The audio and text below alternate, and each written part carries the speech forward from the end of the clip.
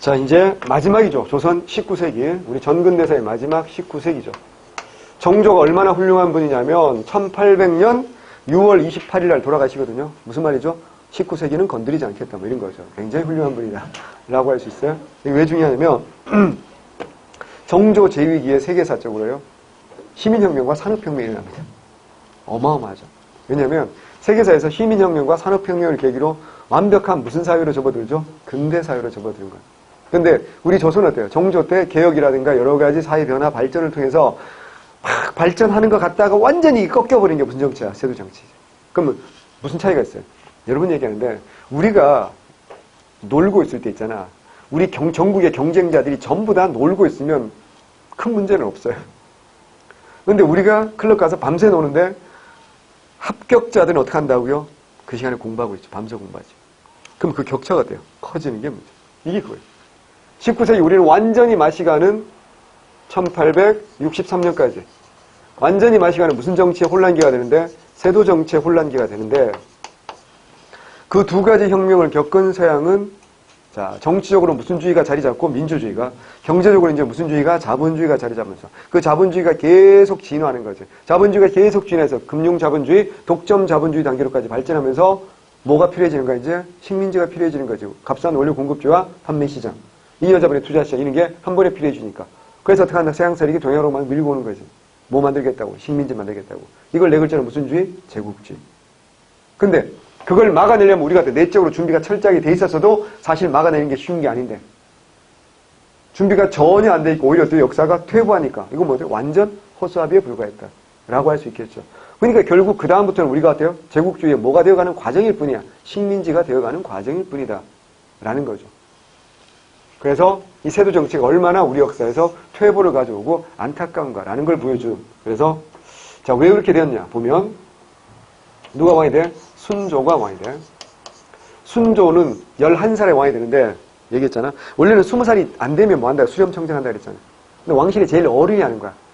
근데 왕실에 제일 어른이 누구냐면 아빠의 할머니야.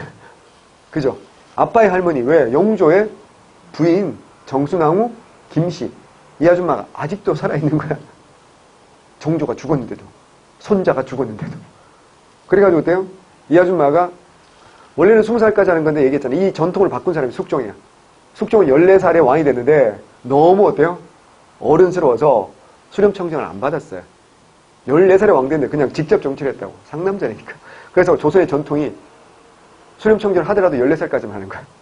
그러니까 15살이 되면 이제 그때부터는 이제 왕이 직접 정치하는 거야. 그래서 정순왕후가 몇 년 하다가 수렴청정을 그만둡니다. 그러면 무슨 말이냐면 정순왕후가 권력 잡았던 그 앞에 몇 년 동안은 뭐라고요? 시파야, 벽파야, 변파야.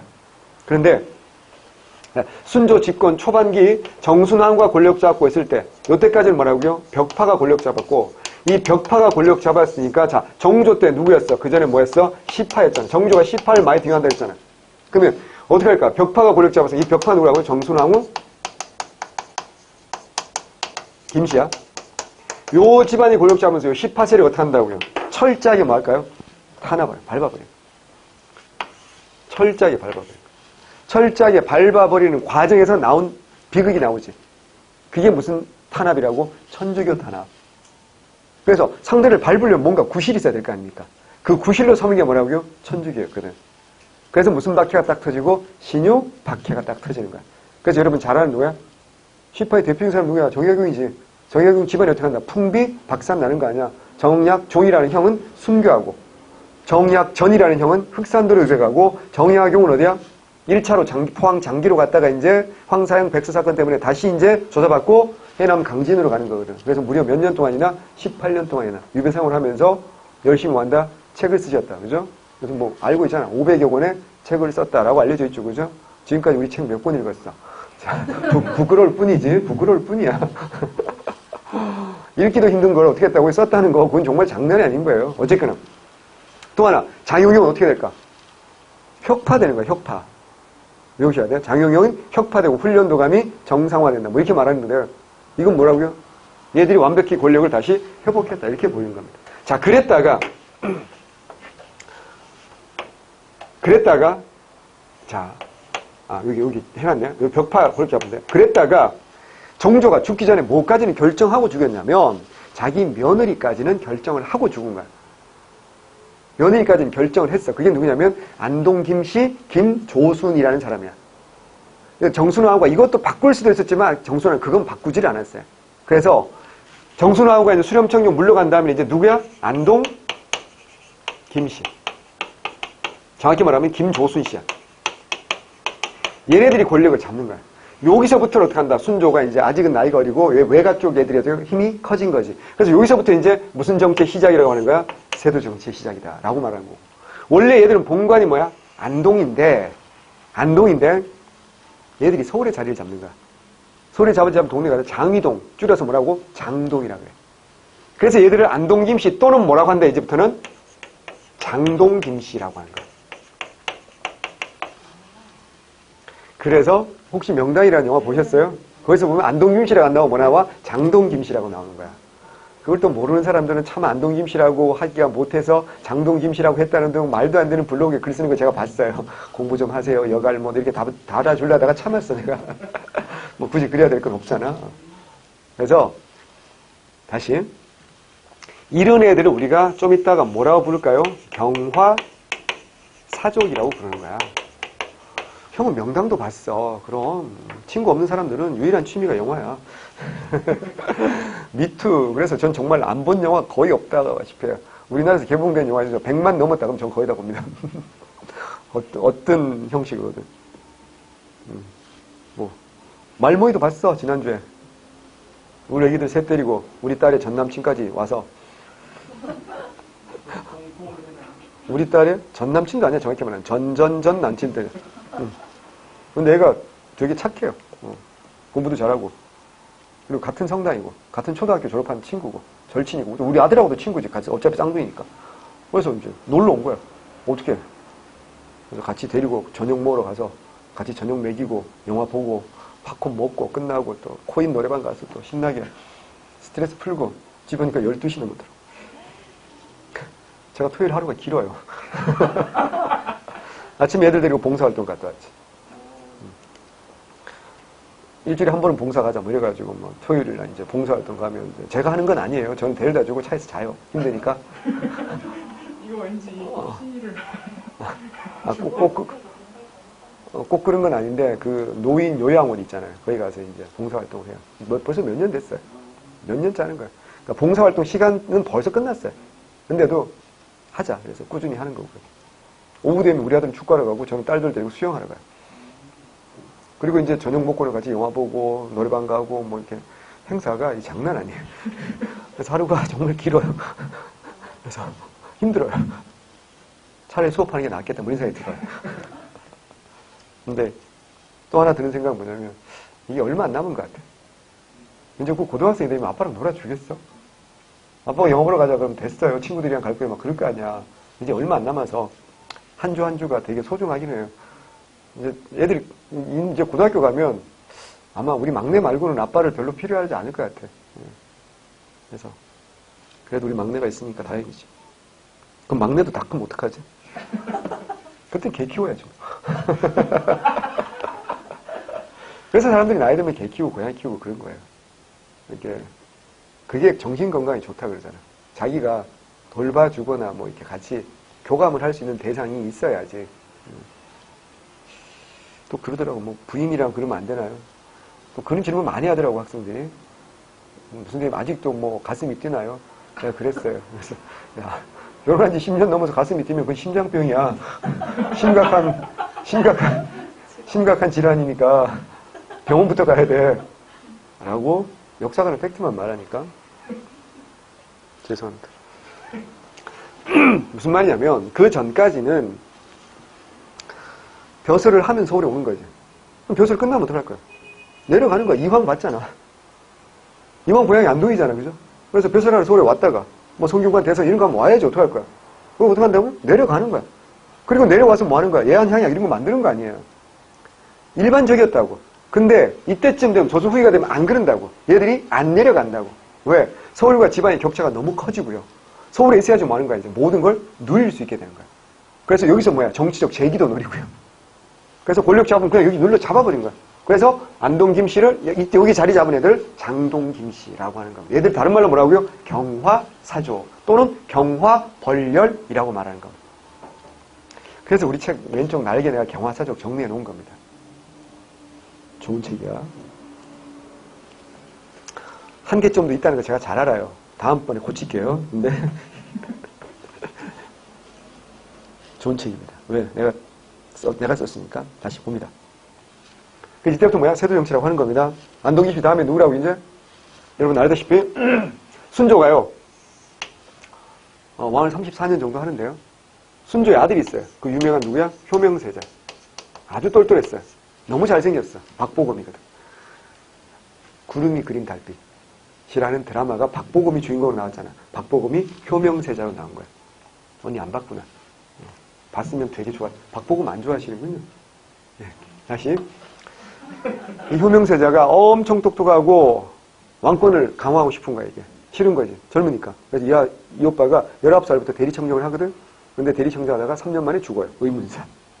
그래서 효명세자 아들이 왕이 돼. 그게 누구냐면 헌종이야. 그러니까 순조 입장에서 또 손자가 와야 된 거야. 8살. 8살. 얘네 외가 쪽은 풍양조씨야. 그리고 얘가 15년 만에 또 죽죠. 그래서 이제 자식도 없이 죽었단 말이야. 그래서 강화도에서 농사짓는 아이를 데려다가 왕을 시켰다는 거 아니야. 그 유명한 강화도령 이원범이. 이게 누구라고요? 철종. 이때는 다시 누가 권력 잡다고요? 안동김씨인데. 정확히 말하면 세도정치 내내 안동김씨가 권력을 잡고 있는 거예요. 그런데 헌종 때는 풍양조씨 세력이 좀 더 커졌을 뿐이지 안동김씨의 권력이 없었다 이렇게 볼 수는 없는 거거든요. 어쨌거나 이걸 무슨 정치라고 한다? 세도정치라고 하는데 여러분 알아야 될 건 딱 하나야. 요 헌종 때 권력이 좀 강했던 풍양조씨는 얘는 벽파야. 이걸 왜 알아야 되냐면 이거 하나만 알아서는 의미가 있는 게 아니고 설마 시험제 풍양조씨가 18과 격팔과 이게 나오겠냐고. 그게 의미가 있는 게 아니라 제가 이렇게 강조할 땐 다 이유가 아니고 이게 사회 파트에서 나오는 거야. 뭐 할 때 나오냐? 천주교 탄압할 때 나온다고. 안동 김씨는 10파잖아. 천주교 탄압했어. 관대했어. 관대했다고. 얘기했잖아. 천주교 탄압하는 경순왕후 얘는 뭐야? 벽파라니까. 그래서 신효 박해 이후에 천주교 탄압은 완화됩니다. 안동 김씨의 세도정치기에는. 그래서 어떻게 한다고요? 점점 어떻게 한다고요? 신도수가 많아지고요. 교구도 설치되고요. 커집니다. 그런데가 다시 누가 요 벽파 애들이 권력 잡아서 또 한 번 탄압을 받지. 그게 1839년에 뭐라고요? 기해박해라는 거예요. 그 기해박해 때 누가 죽냐면 신효박해 때 순교했던 정약종의 아들이었던 정하상 씨가 죽어요. 그 정하상이 죽으면서 글을 하나 남기고 죽어. 그게 상제상서라는 글을 남기고 죽어. 천주교는 나쁜 종교가 아닙니다. 라는 겁니다. 그 나중에 사회 파트 할 때 나올 겁니다. 다음 시간에 나올 겁니다. 그래서 요거 알아주시면 좋고. 그래서 요걸 우리가 뭐라고 한다? 세도정치라고 합니다. 자, 탕평초의 한계는요. 탕평정치로 왕에게 권력이 집중되었는데 정조사후에 정치세력과 균형이 붕괴되는 무슨 말이냐면 탕평정치를 통해서 권력이 왕에게 집중됐어. 그러면 왕이 어때요? 그 집중된 권력을 잘 행사해야 되지. 누구처럼? 영조나 정조처럼. 근데 어때요? 순조처럼, 헌종처럼, 철종처럼 어리거나 무식한 사람이 왕이 되면 그 권력, 통합된 권력을 잘 통제하지 못하겠지. 그럼 어때요? 이미 권한은 하나로 모아졌고 그 권한을 누가 행사한다? 몇몇 집안이 권한을 행사한다. 이게 무슨 정치다? 세도정치다. 자, 특정 가문의 권력 독점, 왕실과 혼인관계를 맺은 몇몇 가문이 경권을 장악하고 권력 행사하는데 안동 김씨, 풍양조씨, 반남 박씨까지가 핵심이야. 뭐 대구 서씨도 있는데 대구 서씨네 집안이 나중에 이제 뭐 서광범 뭐 이쪽 집안이 중요하잖아. 중요하지 않고 앞에 세 개가 중요한데 풍양조씨만 뭐라고요? 벽파고요. 안동 김씨하고 반남 박씨는 시파입니다. 반남 박씨는 여러분 아는 사람이 있어. 아주 유명한 사람이 있어. 박지원. 박지원이 반남 박씨야. 써도.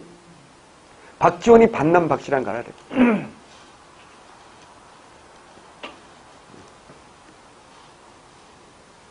알면 좋고 몰라도 상관없어. 자, 성격 봅니다. 종래, 일당 전제마저 청사 안 되고 특정 가문의 권력을 독점하는 정치 형태로서 붕당 정치의 파탄을 의미했다라는 거. 자, 전개 갑니다. 순조 갑니다. 순조. 정순왕후 수렴청정기 얘기했잖아. 노름벽파가 정골을 주도했고요. 신유박해로 정조와 양상 인물 대거 축출 정영용 혁파 및 훈련도감 정상화 말씀드렸고요. 정순왕 사후에는 순조의 장인 김조순 안동 김씨 시파가 권력장악합니다. 세종치 시작되고요. 순조 말년에 효명세가 대리청정때 세조와의 견제를 시도했지만 갑자기 사면 실패했고 헌정 때는 효명세 아들로서 8세 어린 나이에 즉위했고 외척에도 평양조식을 장악하고 정권을 장악했고 철종 때 헌정이 후사 없이 사망하자 강화도 농사지 철종이 19세 나이를 즉위하여 안동 김씨 재집권합니다. 자, 여기 중요한 건 3번입니다. 권력구조. 자, 왕실 외척과 살림, 관료 가문을 바탕으로 한 소수 정치 집단이 권력을 독점했다. 이품 이상의 고위 관리만 정치적 기능에서 중요합니다. 중하급 관리는요, 행정실무만 담당하고요. 무슨 말이야? 권력 견제할 수 있는 세력이 없어졌다는 얘기입니다. 비변사의 모든 권한에 집중해서 유력 가문 출신이 권력을 독점하는데 사적 이익을 추구하죠. 의정부와 육조는 뭐라고요? 유명무실 중요합니다. 유명무실. 유명무실이 무슨 말이야? 이름은 있잖아. 실제로 하는 게 없잖아. 그러면 유명무실의 반대말이 뭐야? 또 무명유실 좀 명실상부 이름과 실제가 어때요? 서로 부합한다. 지난번에 한번 했다, 그지? 안 했나? 한 것 같은데? 오, 훌륭하다, 태용. 어떻게, 야, 역시. 어르신은 봐봐. 사자성어 이런 거 잘하잖아. 괜히 어르신이 아니야. 잘했어. 칭찬이야, 태용. 화내지 말고. 자, 그 다음에 왕권은 약화되고요. 언론 활동 기능 다 상실합니다. 폐단부입니다. 세조정권은 사회적 모순 해결 능력이 없어요. 고증하게 치우쳐 개혁 의지 상실. 밑줄 해야 돼. 고증학.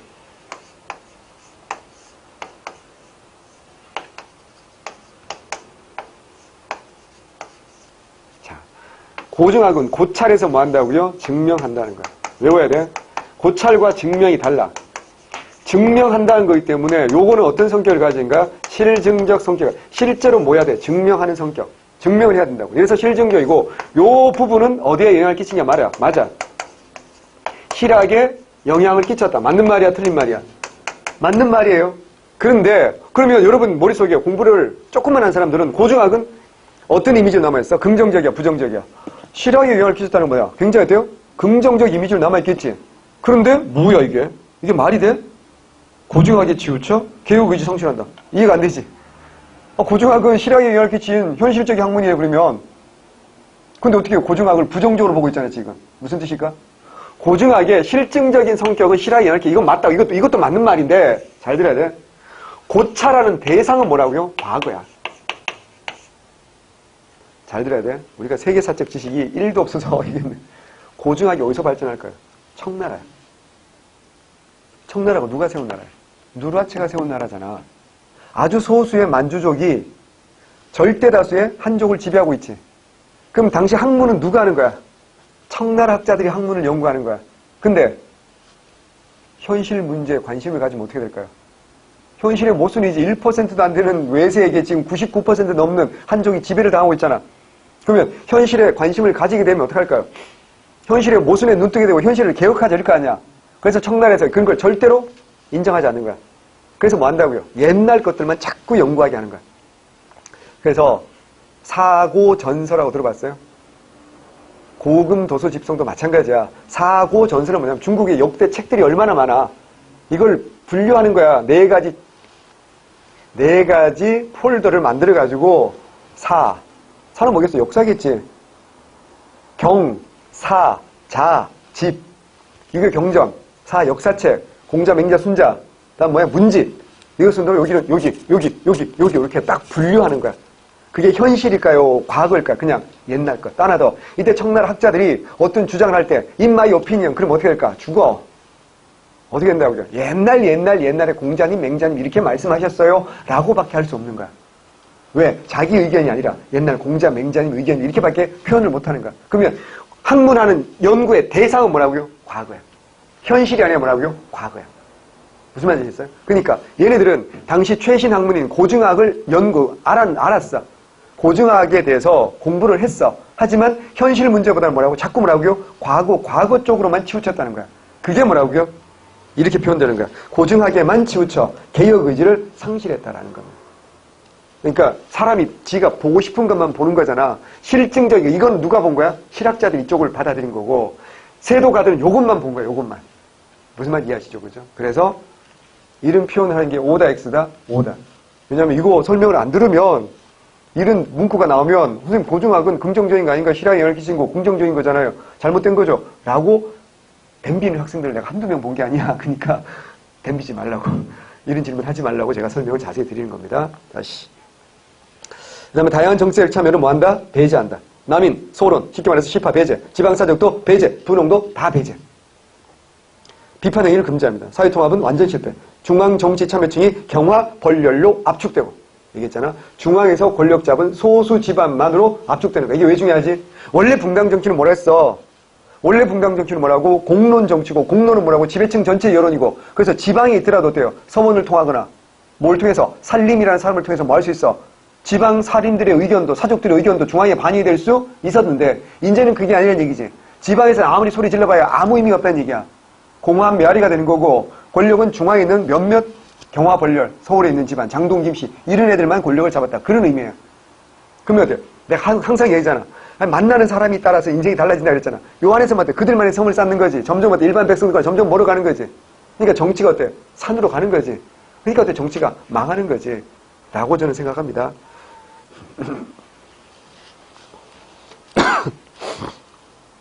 그래서 중앙관인과 제2지사적 간에 존재했던 경향에, 이때 경향은 뭐야? 서울과 지방이라는 뜻이야. 그래서 경향신문이라는 게 나중에 나오잖아요. 근현대사에서. 그것도 의미도 그거야. 서울만이 아니라 지방까지 정보를 전달해야 돼. 그래서 신문 이름이 경향신문이었던 거야. 무슨 교?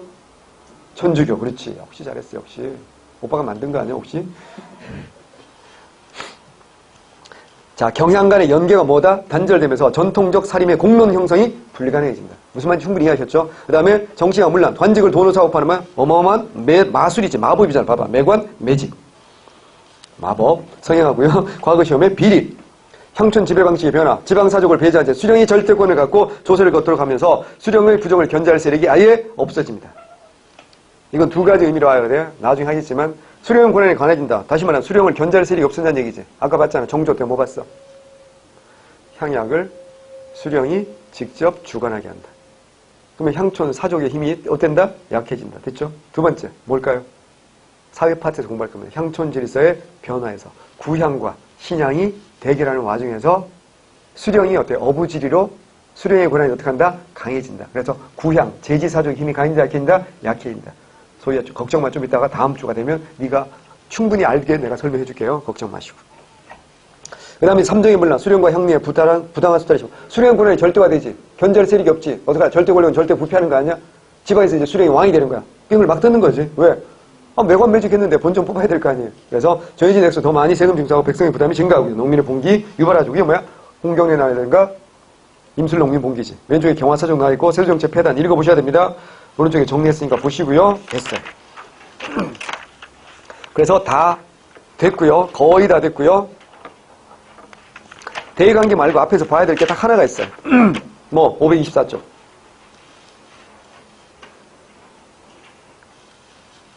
자, 임진왜란을 계기로 어때요? 무너진 정치기구. 자, 첫 번째 뭐야? 정치에서 이제 개혁해야 될 게 뭐야? 이제 비변사 기능이 강화되는 거고. 두 번째는 군대가 깨졌잖아. 어떻게 하나? 군사제도를 개혁해야 되겠죠. 그래서 이건 여러분이 많이 아는 거니까 봅니다. 정치구조의 변화, 설치, 비변사, 삼포회란 계기로 이미 앞에서 다 했고요. 처음에는 뭐라고요? 임시회의기구. 병조에 소속된 임시회의기구였어. 그러다 어떻게 한다? 독자적으로 독자기구가 됐다가 한다? 상설화되는 거지. 뭘 계기로? 을묘, 외변을 계기로 한다? 상설화된다 그랬어. 기억나야 됩니다. 을묘, 외변을 계기로 여러분 알아야 될 게 뭐라고요? 비변사가 상설화되는 거하고 또 뭐 알아야 돼? 진관체제가 뭐야? 재승, 방략체제가 된다는 거. 근데 을묘외변을 계기로 어떻게 한다? 주로 남쪽이었고 이탕계의 난을 계기로 어떻게 한다? 북부지방도 전부 다 어떻게 한다? 이제 재승, 방략체제가 된다라고 했던 거까지 알면 더 좋고. 기능 강화, 임진왜란 중에는 기능이 강화되죠. 모든 정보를 총괄한다. 군사, 재정, 사회, 외교, 인사 문제 모두 다 합니다. 전략은 기구 유지가 되는 거죠. 없어지지 않고 폐허 복구, 사회 변동에 대처하고 분단간 이해 조정. 자, 구성 중요하죠. 삼정승인데요. 자, 현직만 있다, 전직도 있다, 전직도 있습니다. 전현직 알아야 되고요. 오조판사야. 공조는 제외됩니다. 공조가 포함됐다고 주장하는 학자도 없지 않은데 공조는 제외됐다. 그 다음에 군영대장. 이때 말하는 군영 뭐야? 오군영을 말하는 거야. 그 다음에 대제학, 홍문관의 우두문화 대지하기, 그 다음에 강화 유수 등 당상관, 강화 유수 서울에 제일 가까운 유수부, 당상관 있어야 됩니다. 그 다음에 문무 고위관리 조정되고요. 영양, 왕권 약화되고 의정부 육조 기능 축소되고 일당 전제정 중심기구 됐죠. 자, 중요한 건 세도정치기. 소수 가문이 권력 독점기로 비변사가 세도정치기 중심기가 되었고 비변사의 당상관직기를 세도 가문이 뭐 했고 독점했고 하나 더 상피제도 적용되지 않았다는 거예요. 그러니까 안동 김씨가 어때요? 다 들어갈 수 있는 거라는 거죠. 그게 중요한 거죠. 또 하나 비변사는 대간의 견제도 받지 않았어요. 대간의 견제를 받지 않았으니까 하급 관리가 고위직을 견제할 수단이 없어지는 거예요. 그러니까 이제 권력은 어떻게 절대 권력은 절대 부패할 수밖에 없는 거죠. 대응군이 어떻게 한다? 축소하고 폐지했다. 그래서 의정부와 삼금 이건 근현대사 파트에 나옵니다.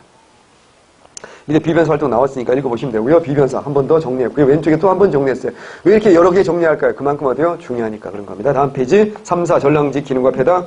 자, 변질 공론 반영보다는 각 분과 이해관계. 그러니까 3, 4가 원래는 공론을 반영해야 되는데 이제는 분당정치가 변질되면서 지네 당파만 강조하고 쉴드를 치고 상대당 무조건 비판하는 거지. 상대 세력에 대한 비판을 통해서 자기 세력 유지와 상대 세력 견제 앞장서니까 이건 당연했대요.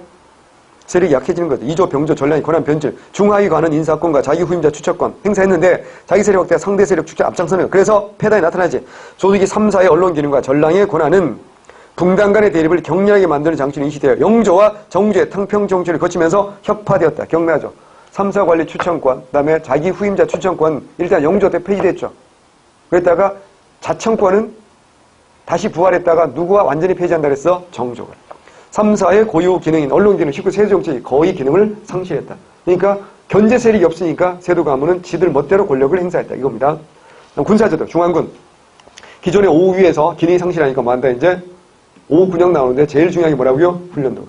임진왜란 중 선조 때 만들어지고요. 포수, 사수, 살수, 삼수병 얘기했고요. 일정한 급료를 받는 뭐라고요? 상비군. 이게 제일 외워야 돼. 일정한 급료를 받는 뭐라고요? 상비군이고. 그래서 얘기했잖아. 일정한 급료를 받는 상비군이니까 위로 뽑아서 얘들이 뭘 형성한다고요? 난전에 참여하는 거야. 시전이 아니라 난전에 참여하는 겁니다. 무슨 말인지 아시겠죠? 외우셔야 됩니다. 수도방어와 국왕보호입니다. 그 다음에 어영청 인조 때 어영군이 이제 어영청이 되는 거야. 북벌의 중심지구라는 거 외우셔야 돼요. 그 다음에 총용청 나왔고 수호청은 왜? 남한산성이죠. 외우셔야 됩니다. 그 다음에 금위영부입니다. 이건 뭔지라고요? 숙정입니다. 정초군과 훈련별대.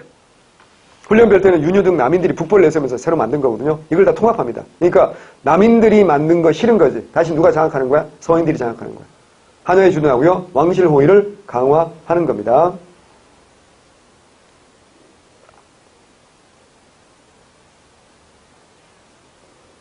자, 그 다음에 5분의 성격 보면 인경변적이야. 5분형은 대외관계와 국내적에 따라 인경변. 오답은 어떻게 해야 될까? 한날 한시에 만들었다. 틀렸죠? 총용청, 어원청, 수호청, 후금과 항쟁 과정에서 국방에 관한 명분에 설치됐고요. 용병제와 신분제 동의와 부역제가 해지면서 수주체제의 변동 등으로 번상병제 유지가 어려워져서 용병제, 직업군인제. 이걸 다른 말로 뭐야? 상비군, 월급 받는 군인이 됐다. 이런 얘기입니다. 그리고 이게 뭐야? 서인의 군사 기반으로 변질되었다. 이런 거고요. 오른쪽에 훈련도강 굉장히 자세하게 설명을 해놨어요. 자, 넘어갑니다. 그 다음에 훈련도가 보세요. 선조 26년 1588 10월 국왕의 행차가 서울로 돌아왔으나 성 안에 타다남은 건물 시체만 있었다. 인육을 먹기도 하고 도적이 일어났다. 이에 상께서 도감을 설치해서 군사훈련을 해요. 그래서 나를 도제조로 삼았다. 이때 나를 누굴까? 나는 누굴까? 나는 누굴까요? 유성룡이에요. 유성룡. 청하기를 당속 및 천량 군장하되 이제 뭐 볼라볼라 이래가지고 어떻게 나와서 포수, 사수, 살수. 유성룡의 호가 서해입니다. 그래서 서해 집. 알아두세요. 유성룡의 호가 서해의 집이어서 서해의 집 하면 뭐야? 서해 유성룡이고 그가 다시는 이런 일이 있으면 안 되겠다 그래가지고 쓴 책이 뭐라고요? 임진왜란 이후에 징비록. 다 뭐야? 유성룡입니다. 그래서 징비록이라는 드라마도 있었죠. 자, 지방군마, 지방방어체제 변화, 진관체제에서 재승방역체제로 개편했고요. 자, 진관체제를 누가 해서? 세조했지, 그지? 그 다음에 재승방역체제. 그러다 임진왜란 효과가 없으니까 진관, 복과가 무슨 체제야? 소공체제야. 자, 편성, 양반부터 노비까지 모든 신분이야. 외워야 됩니다. 양반부터 노비까지 운영, 명나라 척계광의 기호 신서에 입각해서 소고법에 따른 편성과 훈련으로 평상시에는 사업에 종사하다가 유사시에 전투에 동원됩니다. 자, 훈련도감도 기호 신서에 양반인 거고 소고군도 기호 신서에 양반인 거예요. 이거 지난번에 한번 했는데 외구가 우리나라만 쳐들어온 게 아니라 어디로 쳐들어간다 그랬어요? 명나라도 쳐들어간다 그랬지. 이 동네는 이제 절강지방이라고 말하는데 그래서 여러 번 싸우다 경험이 있으니 쌓이니까 이게 이걸 이제 외부를 격투하는 방법을 병법을 만든 게 뭐야? 절광병법이라고. 그거 책으로 쓴 게 뭐라고요? 척계광이라는 형님이 쓰신 뭐라고요? 기효신서라는 거예요.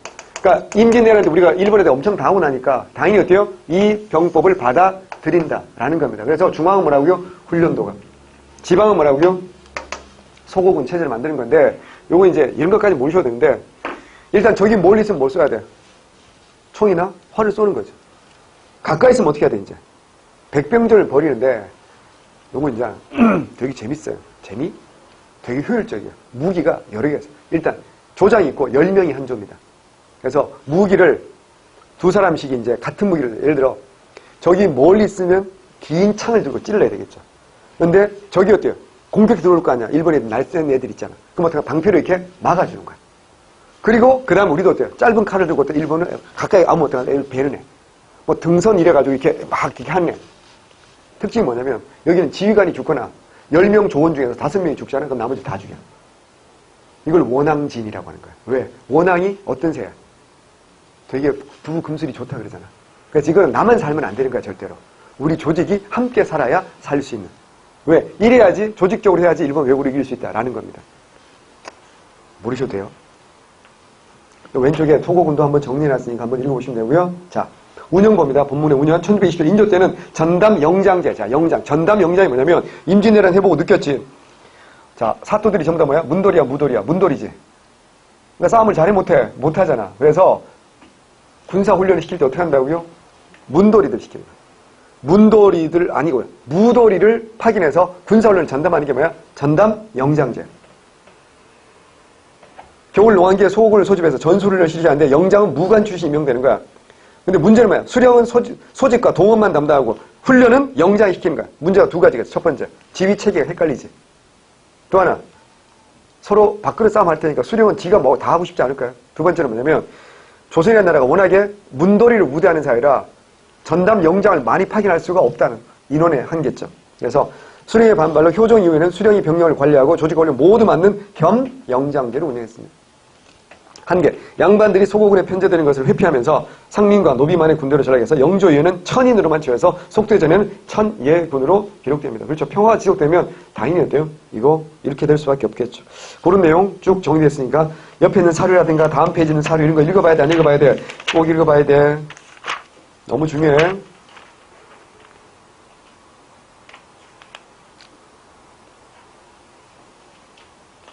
자, 마지막으로 대관계. 이건 앞에서 거의 다 한 거기 때문에 특별히 어렵지 않아요. 자, 대청관계, 내외적. 외적으로 뭐 한다고요? 표면적으로 뭐 해야 돼? 무릎 꿇어야지. 뭐라고요? 무슨 관계를 맺은가? 4대 관계. 무슨 관계? 군신 관계잖아. 그 사신 왕래하면 교육하겠지? 내적으로 어떻게 한다고요? 외워야 돼? 복수, 설치. 원수를 어떻게 한다? 갚아야지. 그래서 치욕을 씻는다. 이게 뭐라고요? 복수, 설치야. 외웁니다. 그러나 북벌은 실현 가능성이 적었고 정권 유지 수단으로 이용된 측면이 있었지만 전란 후에 민심스퍼 국방관이 기했죠. 효종 때 송시열, 송중길, 이완 외워야 됩니다. 누구는 아니겠어. 임경업은 이미 죽었기 때문에 아니라고 했지. 윤유 때, 숙종 때 윤유, 남인을 죽이고 북벌 이건 뭐야? 3번의 난을 계획으로 했지만 어떻게 한다고요? 3번의 난 너무 쉽게 일찍 끝났고 윤유 같은 남인들이 어떻게 한다고요? 경신왕국을 어떻게 한다? 죽으면서 실현되지 못한다 그랬어. 두 번 외워야 돼. 1차 북벌은 누구라고요? 효종 때 송시열. 2차 북벌은 누구야? 숙종 때 남인 윤유. 외우셔야 됩니다. 이가 위해서 도채찰사 설치하고 군사권을 장악했고 개성의 대흥산성 같은 거 훨씬 더 수리하고 군사병력을 늘렸다 그랬잖아. 훈련별대 이런 것도 만들고. 하지만 이제 서인이 권력 잡은 다음에 이런 거 전부 다 통합해가지고 뭐로 만들어버려? 금이형으로 만들었다. 이겠죠, 그죠? 외우십니다. 북학. 그래서 18세기는 정반대야. 북벌은 정벌하자는 거잖아. 17세기. 18세기 뭐야? 북학이야. 자, 여기서 이제 정반대지. 청나라를 배우자는 사람과 청나라를 공격하자는 건 정반대잖아. 그럼 사상이 이렇게 정반대로 바뀔 때는 뭔가 특별한 사상적 변화가 있겠지. 이게 호락호락하진 않을 거 아니야. 그게 무슨 논쟁? 호락 논쟁이라는 거야. 그래서 다시 호락호락하지 않은 논쟁, 호락 논쟁을 겪게 되는데 호락 논쟁은 지금 설명하지는 않을 거예요. 뒤에 문화사회가 설명할 겁니다. 배경. 북학, 청은 중국대를 장악하니 국력이 크게 성장했고 중국 전통문화를 보호 정리하고 서양 문물까지 받아들여 국문화고 면모를 청나라가 한마디로 너무 세다는 거야. 센 캐야. 사신 파견, 사신들을 기획부의 기획문이나 보고서를 통해서 변화하는 청의 사정을 알리고요. 천리경, 자명의 화포, 만국, 천주실이 이게 막 들어오는 거야. 결과 무조건 배척하지 말고 맞아 배우자 뭐야? 북학이야. 되게 중요합니다. 저기 가서 호락 논쟁 나중에 할게요. 참고의 국경 분쟁. 자, 원인, 청은 자신의 발상지인 만주를 보존하고 만주 지방을 성역화합니다. 여기 있죠, 여기요. 여기 예쁜 호수가 하나 있어. 여기서 누라치가 태어났대. 그래가지고 여기가 청나라 애들한테 성지가 되는 거야. 아무도 들어가지 마. 그래서 봉에서 금지하는 지역. 이게 뭐야? 봉금지역이 되는 거야. 거기 사람이 안 사는 거야. 그럼 조선에서 어떤 사람들이 생길까? 범죄자 생길 거 아니야. 뭐 팔찌 끊고 도망가는 놈들 그치 신정환이라든가 뭐 이래들이 있을 거 아니야. 조재범 뭐 이런 놈들 여기 가야 될 거 아니야. 이제 어떻게 살아? 그래서 여기서 이제 사냥도 하고 여기 건너가지고 농사도 짓고 살았다고. 그러다 보니 조선 사람이 점점 많아지는 거지. 이래서 이제 문제가 생긴다고요. 자, 경과. 조선 사람들 일부가 두만강을 건너가 인삼을 캐거나 사냥을 하는 경우가 있었고요. 청과 국경 분쟁이 발생합니다. 그래서 청이 조선에 대하여 백두산 일대 경계를 분명히 하자는 교섭을 요청합니다. 그래서 이때 청나라가 아주 센 캐릭터 강희제라는 형이 있어. 청나라에서 제일 강한 캐릭터거든. 이 형 때 이제 1712년이야. 목극등이라는 사신이 왔고 우리 대신 박곤이라는 사람이 나왔어. 여기 무슨 산이 있어요? 백두산이 있겠지. 백두산에다가 꼭대기에다가 어떻게 한다고? 비석을 세웠다고. 이게 뭐라고? 백두산에 경계를 세우는 비석을 세웠다. 경계를 정하는 비석을 세웠다. 이게 뭐라고? 백두산 정계비야. 뭐라고 써놨어? 서쪽은 무슨 강? 압록강. 서쪽은 압록이야. 한자로 써놨겠지. 중요한 건 뭐라고? 동쪽은 무슨 강을 경계로 한다? 여기 중요한 게. 동쪽은 뭐라고요? 토문이라고 써놓은 거지. 이게 문제가 되는 거야. 토문. 왜냐면 여기 강이 또 하나가 있다고. 여기 압록강이 있잖아. 강이 서쪽으로 흐르는 강 압록강 하나밖에 없으니까 아무 문제가 안 돼. 근데 여기는 두만강도 있고 여기 흐르는 강이 뭐야? 토문강이라는 게 있다고요. 그래서 이걸 토문에 와서 우리 뭐야? 토문이다. 그럼 이게 누구 땅이야? 우리 땅이지. 근데 중국 놈들이 이걸 도문 하다 보면 이게 두만이 된다고 우기는 거야. 짱깨들이. 그래서 중국 애들은 압록강과 두만강을 경계로 하면 이 땅이 누구 땅이다? 진해 땅에 우기는 거야. 그래서 요 강과 강 사이에 둘러싼 요 지역을 뭐라고 한다? 간도 무슨 문제가 발생한다? 귀속 문제가 발생한다. 근현대사에서 또 나올 거니까 그때 한번 더 보도록 하겠습니다. 왼쪽에 북항론 백두산 정립이 됐고요. 자, 대일관계. 국교 재개합니다.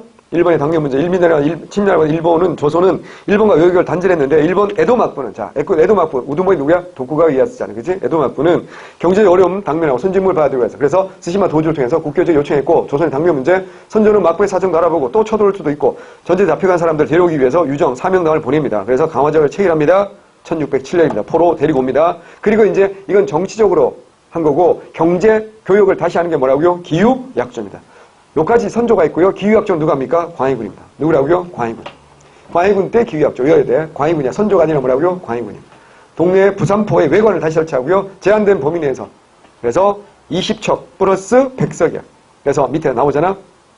동평관 IPS에서 일본 사이시는 상경도 못하게. 그래서 대마도 세견서는 몇 척? 20척. 우리 기억나? 개약조일 때는 몇 척이었어? 50척과 200석이었잖아. 그걸 어떻게 한다? 줄이고 했던 거 기억나죠? 그죠? 반으로 줄이고. 이제 20척이야. 세사미들은 100석이야. 한번 읽어보시면 됩니다. 그 다음에 통신사. 일본은 조선 선진문화를 받아들이고, 에도막부의 효군. 바뀔 때마다. 그러니까 효군이 바뀔 때마다니까 정기적이야? 부정기적이야? 아, 효군이 무슨 5년 단임제야? 죽어야 바뀔 거 아니야? 그러니까 어때요? 정기적이야? 부정기적이야? 부정기적. 아니, 제가 설명하는 이건 기출문제 이걸 정기적으로 해서 오답으로 묻는다니까? 부정기적이야. 사절을 확인합니다. 또 하나, 우리가 요청했다. OX, X지. 일본이 요청한 겁니다. 기간 대략 5에서 8개월입니다. 구성 통제인은 적을 때는 30명, 300명, 많을 때는 400~500명이야. 그래서 일본에서 이들을 국빈으로 예우합니다. 국빈으로. 우리나라에서는 국장급이 가는 거거든요. 차관급도 아니고 국장급이 가는데 일본에서는 국빈, 무슨 왕이 온 것처럼 엄청나게 예우를 합니다. 그래서 이때 처음 생긴 게 한류 열풍이죠. 왜냐면 이분들이 가서 뭐 한다고요? 시라든가 이런 거 쫙 서주는 거야.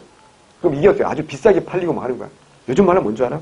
BTS가 가서 사인해 주는 거야. 사인 CD. 어때? 중고나라에 올리면 어떡해? 비싸게 팔리겠지. 그거거든. 딱 그겁니다. 왜냐면 사절 가면 보통 정사 1명, 부사 1명, 서장관 1명, 외교관은 몇 명 안 돼요. 여기 누가 간다고요? 기에 잘하는 사람. 뭐 이런 사람들이 잔뜩 가는 거야. 그래서 여기 일본은 통신사를 통해 일본 조선의 선진학문 기술을 배우고자 했고, 따라 통신사는 외교 사실 역할뿐만 아니라 조선의 선진문 일본의 전반 여기까지. 자, 근데 마지막으로 해야 돼. 18세기 후반 일본에서 조선에 대한 견제 심리가 정행해와 일본 내에서 국학운동에 인한 자극제된다. 이게 뭐야? 반작용인 거지. 왜? 그런 거 있잖아. 왜 우리 일본도 자존심이라는 게 있을 거 아니야? 왜 한류에 저렇게 열풍하냐? 왜 이렇게 열광하냐? 우리 일본에도 걸그룹 있고, 우리 일본에도 아이돌이 있는데, 그 얘기입니다. 그래서 일본 자국의 역사와 전통, 이걸 연구하는 거 뭐라고 한다? 국학이라고 합니다. 일본 국학 발전에 작을 줬다. 누구라고요? 통신사. OX야? 오야. 외우셔야 됩니다. 그래서 통신사, 오른쪽에 밑에 사절도 있고요. 정리해놨으니까 반드시 읽어보시고요. 자, 다음 울릉도와 독도. 울릉도 독도는 근현대사에 또 나옵니다. 울릉도, 독도는 삼국시대 지정왕 때부터 우리 영토였고, 일본 어민들이 잘 쳐들어와 침대를 짓지. 이때 누구야? 외워야 돼. 안용복. 언제라는 거 외워야 돼? 숙종 때. 숙종 때 안용복이 한 번도 아니고 두 번이나 일본까지 건너가지고 우리 땅을 확인받고 막부에 확인받고 돌아온 거야. 그러다가 19세기 말에 이제 프랑스인 리앙쿠르가 파문했고, 안용복 이후에도 일본에 계속 오자 조선정부 적극적으로 운동에 나서 이주를 장려했고, 울릉에 군을 설치했죠. 그리고 정말 중요한 대한제국 칙령 40회, 요거 별표 7억 무조건 시험 납니다. 안 나오면 내몸을 치세요. 무조건 납니다. 울릉도를 강원도 울진군에서 분리해서 강원도 울도군으로 승격하고, 군수를 임명해서 파견했고, 그리고 독도까지 이제 관할하게 한다라는 거거든요. 그래서 요거 칙령 40일로 무조건 나오고요. 안용복 정리해서 읽어보시고요. 통신사도 읽어보시기 바랍니다. 그래서 이제 조선 정치 끝났고요. 제 생각에는 이제 경제사회 한 번, 그 다음에 문화 한 번 하면 이제 이 1권이 끝납니다. 이 지긋지긋한 1권이 끝나면 2권은 분량이 절반도 안 되기 때문에 훨씬 빨리 끝날 겁니다. 근현대사 파트는 아무래도. 예. 어쨌거나 고생하셨고요. 1권이 끝난다는 게 한편으로는 다행이지만 한편으로는 부담이 커지는 겁니다. 복습할 양이 어마어마해진다는 거죠. 그죠? 예. 하셔야 되겠죠. 그죠? 다음 시간에 뵙도록 하겠습니다. 수고했습니다. 예.